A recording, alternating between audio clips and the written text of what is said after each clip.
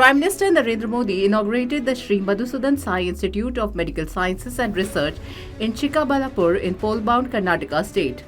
While addressing the gathering, Prime Minister Modi said that through Sabka Prayaas, India is on the path to becoming a developed nation.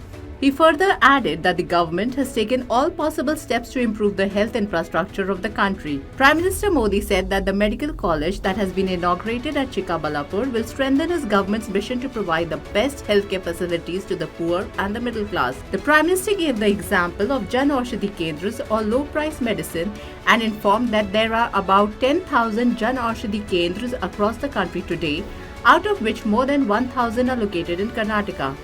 He added that such an initiative has allowed the poor to save thousands of crores of rupees on medicine. Underlining that lakhs of people in Karnataka have also benefited from this scheme, the Prime Minister said, the government has guaranteed free treatment up to rupees 5 lakh to the poor. Calling Karnataka a land of milk and silk, the Prime Minister informed about the Kisan Credit Card for cattle rearing farmers, a massive vaccination drive for cattle with an expense of 12,000 crore rupees. Prime Minister Modi also inaugurated the Whitefield to Krishna Rajpuram line of Bengaluru Metro.